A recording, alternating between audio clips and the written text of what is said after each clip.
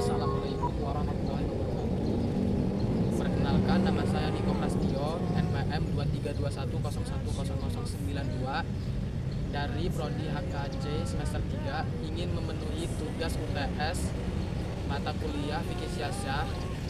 Dosen pengampu yang mulia Bapak Muhammad Irfan SHI MSy. Baiklah, lanjut ke materi.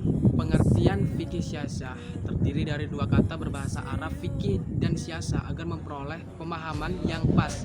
Yang dimaksud dengan fikih siyasah perlu dijelaskan pengertian masing-masing kata dari segi bahasa dan istilah secara etimologis, keterangan tentang pengertian atau paham dari maksud ucapan si pembicara, atau pemahaman yang mendalam terhadap maksud perbuatan secara terminologis.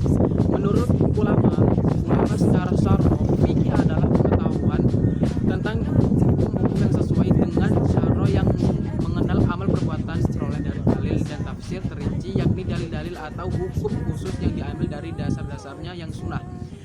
Dan seterusnya. Siyasah syariah secara etimologi, siyasah berasal dari kata syaro yang berarti sesuatu yang bersifat syari atau diartikan sebagai peraturan atau politik yang bersifat syari. Menurut Ibnu Aqil, adalah suatu tindakan yang secara membawa manusia dapat dikemaslahatan terhindar dari kerusakan.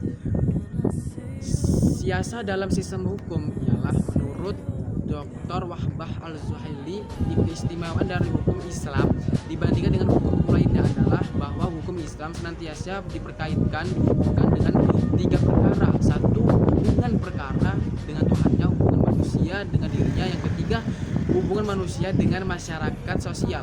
Sumber kajian fikih siyasah adalah disiplin ilmu mempunyai sumber-sumber. Dalam kajian sumber fikih siyasah ada tiga bagian, yaitu Al-Quran dan Sunnah, dua sumber hukum, dan peninggalan kaum muslimin. Ruang lingkup kajian fikih siyasah merupakan ulama mengemukakan kajian fikih sebagai objek pembahasan. Ada yang membaginya dengan ringkas dan pula membagi menjadi terperinci.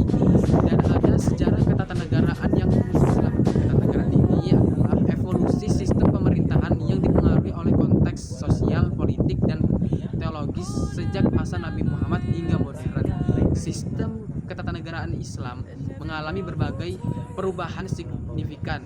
Adalah suatu kekuatan sentral yang mengatur sehingga bernegara yang menyangkut sifat bentuk tugas negara dan pemerintahan, atau sebaliknya. Sedang untuk pengertian hukum negara tampaknya belum ada kesepakatan di kalangan para pakar. Hukum tata negara adalah suatu peraturan yang berisi baik secara langsung atau tidak langsung tentang pembagi kekuasaan.